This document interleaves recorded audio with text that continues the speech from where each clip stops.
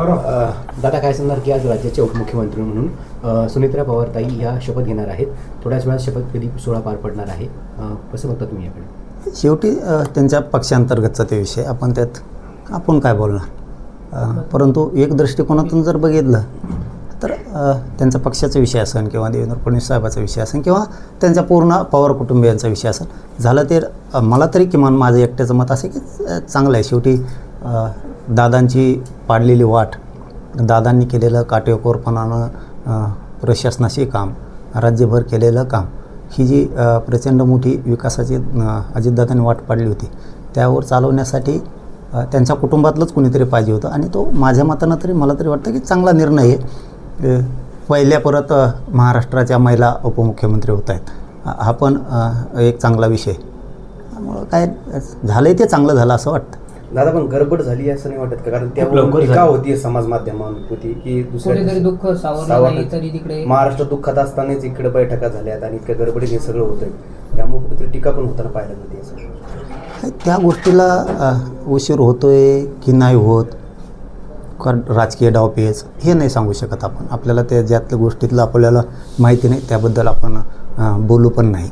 परंतु त्यांच्या जागेवरती, अजयदादांच्या जागेवरती त्यांचाच माणूस पाहिजे होता हे मात्र खरं आहे. तिथं योग्य न्याय मिळाला असं सध्या वाटतंय. त्यामुळं चांगलं झालं आहे ते चांगलं झालं आहे, पण निर्णय उशिरा लवकर याबद्दलच्या माहितीचं आपल्याला नाही उत्तर देता येणार. बरं, मी पवार कुटुंबाचा उल्लेख केला होता. शरद पवार जे असं म्हणतात की आम्हाला त्या गोष्टीबद्दल काही माहिती नाही आहे आणि ते देखील शक्यला जाणार देखील नाही अशी माहिती आहे. म्हणजे कुटुंबात देखील संवाद झालेला नाही असं दिसतंय पवारांच्या म्हणण्यानुसार. एकतर पुन्हा तिथंच विषय येतो तर त्यांचा राजकीय डावपेच असू शकतात, काय असू शकतं. परंतु आताची घडी अशी आहे आता म्हणजे त्या ताई साहेबांसाठी की सुनित्रा साहेबांसाठी की सगळ्यांना मिळून मिसळून घेऊन चालणं त्यांच्यावरती ती जबाबदारी आहे. कारण त्याचंसुद्धा आता त्यांना लक्ष ठेवावं लागणार आहे की आपले सगळा परिवार, आपलं राज्यातले सगळे कार्यकर्ते याच्यात छक्केपंजे खेळणारे खूप येणार आहेत आता. कारण काही गिधडं आत्तापर्यंत नव्हते ते दादाच्या पश्चात मात्र आता घिरट्या घालायला लागले. याच्याकडं सुद्धा ताईंना उपमुख्यमंत्री पद घेतल्याच्या नंतर लक्ष ठेवावं लागणार आहे. कारण दादा होते, अजितदादा हे दादा होते.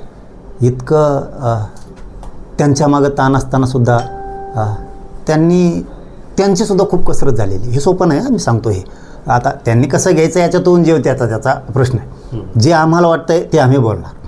दादांची जरी एवढी कसरत होत होती तर दादांसोबत काही दिवस महिने न दिसणारे गिधडं आता पुन्हा सक्रिय झालेत.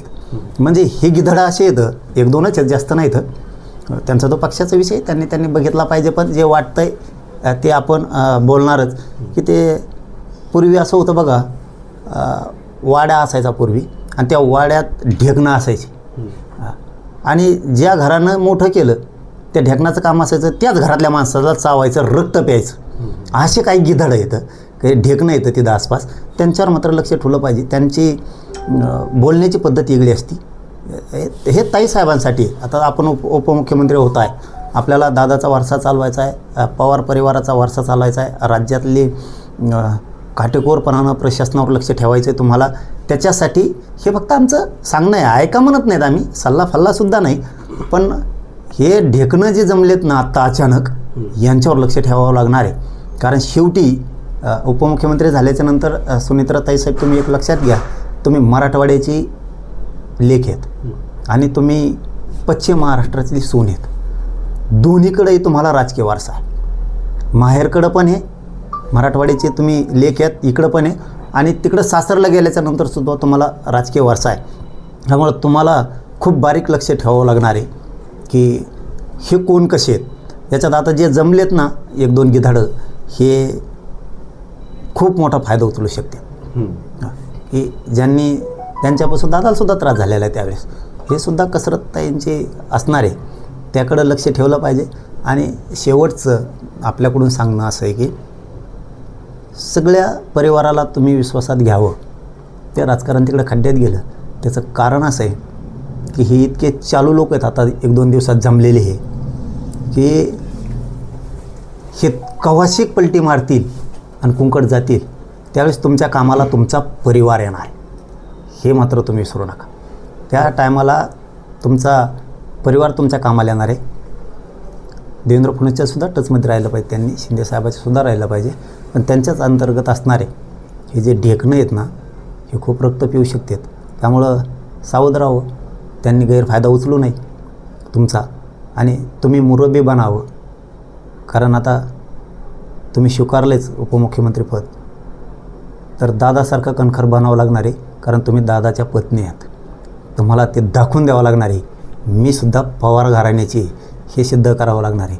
नसता हे गोड बोलून, हे जे गिदडं आता अचानक जमलेत ना, हे गोड बोलून खूप काही वेगळं पाऊल उचलू शकतात.